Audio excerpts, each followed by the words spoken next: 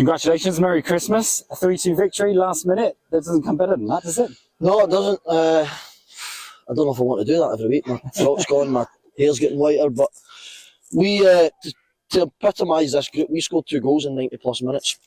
First one, I don't know, the referee said there was a push on Jason Cowley, but I didn't see it myself. But yeah, just delighted with it. Again, talking about that word character, the character in the dressing room is unbelievable. Absolutely unbelievable. We come here, the supporters, we outnumber them.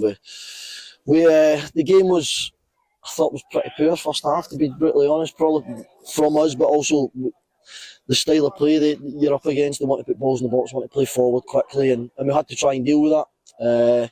We didn't deal with it as well as I wanted to, but we came a bit more to grips with it later on in the game. I think it's those moments when you go 2-1 down, as you did with, 15 minutes to go in this game. And I think Hereford fans of old would look at a game like this and go, oh, we know what we're in for. It doesn't feel like that anymore. No, listen, I'm not being disrespectful to anybody or any players before myself and these group of players took over. We're not Hereford of old. We're a completely different group of players, a completely different mindset. I think someone said last week we'd never beat Spennymoor in the league. We went and beat them. We had never picked up points against somebody else, can't remember, we'd never beat them. We'd never came from behind before in the last 18 months, 2 years. We've done it several times this year. So we're a completely different group.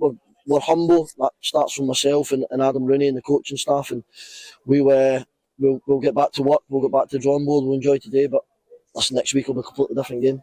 I know you spoke on Saturday about Andy Williams coming back. He's done it again today. Is he fully fit? Is this Andy Williams as good as he's going to get, or is there loads more to come from him? He's not fully fit, no, absolutely not. He's been out for 5-6 months.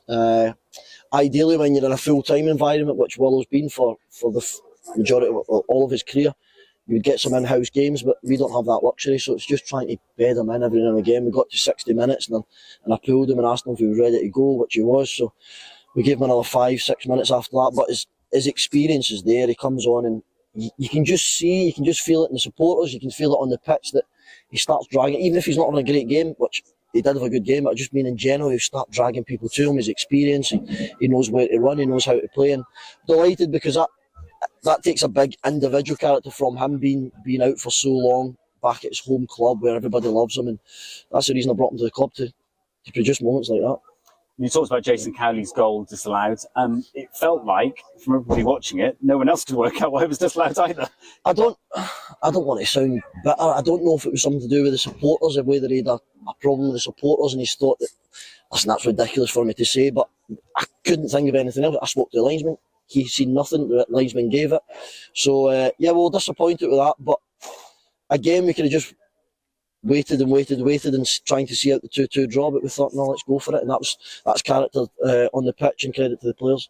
That's part of 1,000 Hereford fans making the trip down for a game like this. I know it's not a huge distance, but you know, there's lots of teams in this league that would love that to be their home crowd, let alone their away following. Absolutely. Listen, I've got full respect for the supporters. I know myself, I'm a parent of, you know how much money people spend at Christmas, and it's difficult to travel, it's difficult to keep paying the fares and the ticket prices. So, albeit I know it's not a million miles away, but it still takes fuel money, etc., etc. So we're extremely grateful for that. We are extremely pleased that we could send them home happy, and hopefully we can see a big crowd on Monday. I get lose track of the day. Sorry, New Year's Day. Let's just say that.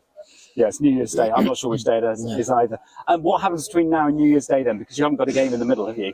We don't. We'll be back in training as normal Thursday. We always train Tuesday, Thursday, obviously with the game today, but we'll be back in training Thursday, ready to go again Monday. We won't train over the weekend because we don't have availability, but we'll look at this. Myself, I'll probably go home and watch it tonight, if my kids let me, and then we will look at how we're going to play next week and how we're going to go and get 3 points.